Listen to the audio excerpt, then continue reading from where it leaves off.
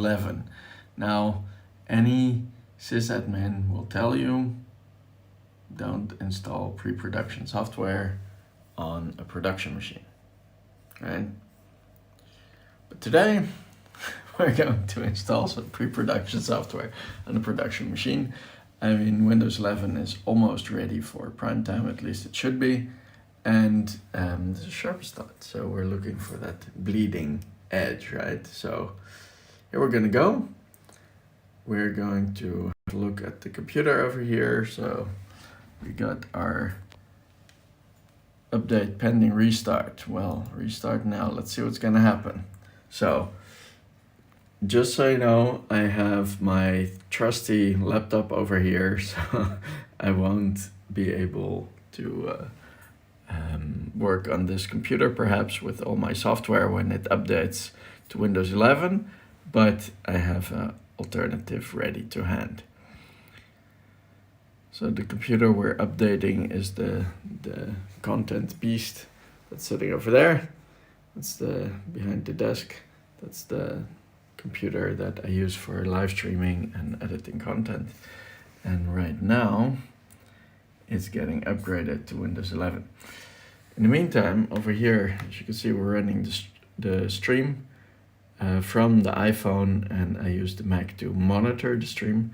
That's also what I do when I'm live in other ways. I use this computer, which is on a separate internet connection, to kind of see what you're seeing and make sure that everything is running smoothly. Right, 6%, we're getting somewhere, albeit slowly.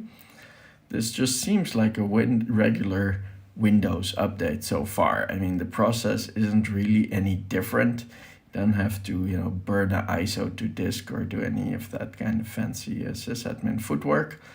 It's just, you select the update in your Windows Update options, and then you click Restart Now, and there you go. See, this is going fairly quickly. I'm not disappointed. So let's talk about what we expect from this update. So Windows 11 is the new version of Windows. You can see that Microsoft's really moving towards that kind of subscription model where you have your Office 365 and you have your Windows and maybe some other Azure services. You just pay a little bit per month and you're able to do everything you want to do, and you live a bit in the Microsoft ecosystem, which is a lot more open than something like the Apple ecosystem, but it's the same general idea. They take care of your software and compute needs to a large extent.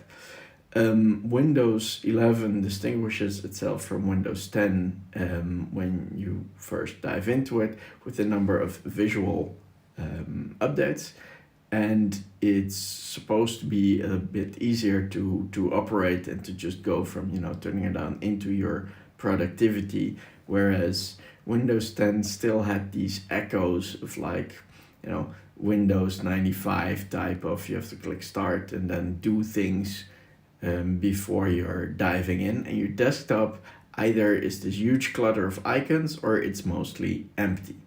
Now, thanks to Ben, hey Ben, I was using Rainmaker for a while to make my desktop in Windows 10 a bit more useful and a bit more part of my productivity workflows. But Windows 11 is supposed to have a lot of these features built in where you just see tiles and windows of content applications that you regularly use, so you can dive right in. And I'm curious to see how that pans out. So we're going to check it out. In the meantime, this whole update thing from counting from 0 to 100 actually ran all the way up. It is a really fast computer though. We've got an AMD 5950X, we've got 64 gigs of RAM, we've got a M2 disk plugged directly into the motherboard. So yeah, it should be a screamer, and I'm glad to see that it is. Hey, you can see my reflection there. Hey guys, how you doing? The ghostly outline. So there we go. Windows, well, so far so good. This looks familiar. you have to, if you haven't already done so, you have to turn on your TPM, your Trusted Platform module in your computer in order to be able to take advantage of Windows 11. Okay, so working on updates. I can see right now it's operating at a very basic level because these letters aren't in their proper point size. Right now they're a bit stretched out. So right now, whatever is acting as operating system is addressing the video card and the display in a very basic way, because as you see, this is a stretched resolution. And this looks a little wonky. You can see that the dots here aren't moving in a perfect circle, so I'll be interested to see how it actually boots up in a little while and if it shows everything properly. It should do.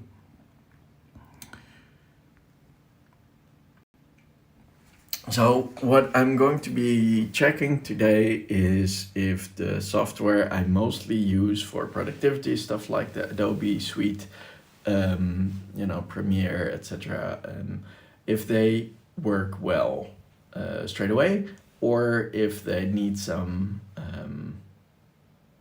other updates in order to function. I'm not going to attempt a rollback unless it really starts pinching me. I'm going to try to just survive with whatever functionality Windows offers now in this preview build, plus my trusty Mac, which runs everything, albeit a bit slower than this beast over here. So I'll be online anyway and able to do work, so I'm not too worried about that. Other upgrades we're getting today, I'm putting a KVM switch between the Mac and the computer that allows me to share the keyboard and mouse very easily. The monitor already supports multi-input, so that doesn't have to be routed through the KVM switch, so that I can just seamlessly transfer between these two computers. And also I'm going to be running all the sound inputs, the phone, the Mac, the computer, everything through the Rode over here. So this is a Rodecaster Pro audio console. This really helps with content creation. I've relabeled some of the channels, as you can see. So I'm going to be running everything through here. Before that, I would select different audio devices and different computers to get the studio monitors addressed, or the headphones, or what have you, and to switch between inputs. But now that's all going to be hardware based through this console, and that also allows me to more easily integrate different interview guests and stuff like that into the streams. So that's another upgrade we're going to be doing today, but the main focus is on getting Windows 11 installed and seeing how that performs, if all the software that I use on a daily basis is running on it, and just getting general impressions in terms of the usability and to what extent does it really enable productivity. I might try to settle into Outlook again. I have a little bit of a love-hate relationship with Outlook. My main application for handling email, calendars, and the like has been Mailbird for a while now. It's very nice because it allows me to integrate all the social media apps and channels in the same workflow as email and calendar. And that's just nice to have that all in one place. However, Mailbird tries to do it all, and in my opinion that's not a good thing. So whenever you, for example, click on a link in Mailbird, the default behavior is to then open a browser window inside the app, and I don't like that. That's a different information context for me. So I want links to open in a separate browser, which I then can alt tab switch screens between the browser and the email calendar app as needed. So that's been getting on my nerves lately, and I'd like to see how well Microsoft integrates Windows 11 and Office. They've promised a number of updates, And the one I'm most afraid of actually is the integration with Teams. I hate Microsoft Teams. Like I use Zoom, I use Skype, I use Google Meet, I use a bunch of stuff to connect with people online, to run events, to do courses, to and the one I find most cumbersome every single time is Teams. It's sometimes software is intuitive to use and like seems to be trying to help you to get your job done. This is just such a hassle. Being part of many different organizations for different customers and like foundations that I'm part of doesn't help because there's different accounts involved and different security settings and different access to files, and it all just comes together in a way that I'm sure is great on paper and makes some compliance and security officers very happy, but for me to get stuff done, Teams doesn't usually help me with that, and it's probably me, but nevertheless, I don't like it, and it's really a part of Windows 11 in a fundamental way. I'm waiting to see how that plays out because kind of scared of that one. All right, so let's have a look what the computer's doing in the meantime. A little football-shaped circle there, 18%. Okay, so this part, I think it's downloading some stuff while it's installing it. I'm not quite sure about that. It did download a bunch of files before this process started. But yeah, this progress is not nearly as quickly as the previous progress bar, which seemed to be rather quick to get to 100%. But we'll see how that goes.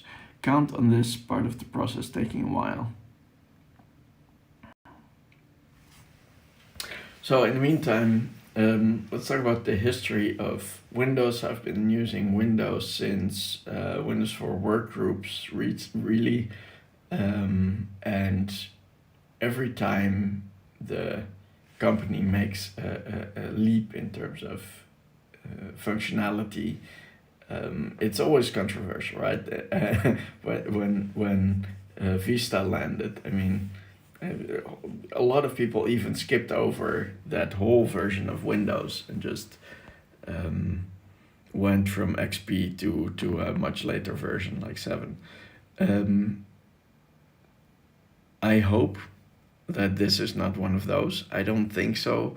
Like the consensus in the community, people who got even earlier preview builds installed, it's like, okay, this is new, it's different, but it's not like, pure vomit. It's pretty good. It's usable, and it's probably an update that is going to be widely adopted, if not instantly adopted. Corporations are generally careful with rolling out major updates for several reasons.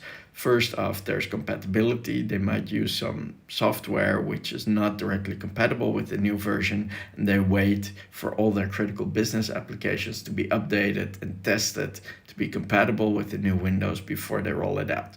That's one thing. Another thing is for not very digitally savvy users, a Windows update always means a decrease in usability because they have to get used to new stuff. Some people get a feel for how computer systems and software work and they kind of figure it out themselves. But many people just aren't like that, and that's okay. And they need some guidance beforehand on what to expect. They need some guidance during the update process, like, okay, what you were doing in a ABC way is now done in a XYZ way. And they need support afterwards to find stuff that they can't find anymore, do stuff that they can't figure out how to do anymore. So whenever a corporate IT department rolls out a major version, there's always a lot more load on the service desk and the support people in order to get everybody set up and working productively again. So that's not something you want to do lightly or want to do without preparation on day one whenever a an update comes out. So generally the only updates that are installed instantly by companies are security updates that prevent them from getting hacked and running into trouble there. So that's what the IT department is thinking about right now.